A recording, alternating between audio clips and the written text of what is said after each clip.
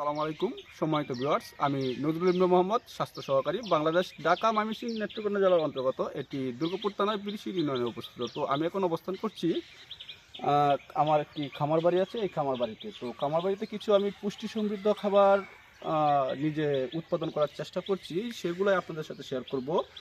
তো যদি আমি বিভিন্নভাবে ভাগে ভাগে আমি এখানে এই সবজিগুলা নিত্য প্রয়োজনীয় যে উৎপাদনের আমাদের দৈনন্দিন জীবনে কাজে লাগে সেগুলা রোপণ করেছি।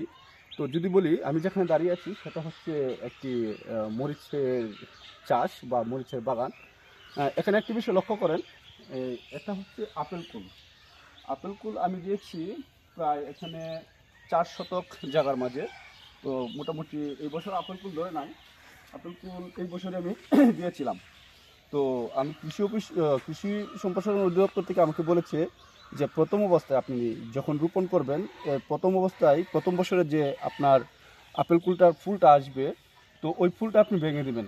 তাদের তত্ত্বমতে আমি ফুলগুলো ভেঙে দিয়েছি, কিন্তু নেক্সট টাইম যখন পরবর্তী বছরে ফুল ধরবে তখন এটা আমি রেখে দেব।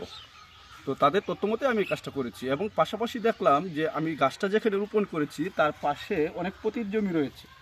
তো আমি কি করলাম, যে এই পতির জমিতে কিছু মরিচ, আপনারা হয়তো বা জানেন, আমি একটি ভিডিও দিয়েছিলাম আমার ফেসবুকে যে 60 টাকা দিয়ে 53টা বা 54টা মরিচ আমি ক্রয় করেছিলাম। তো নিজের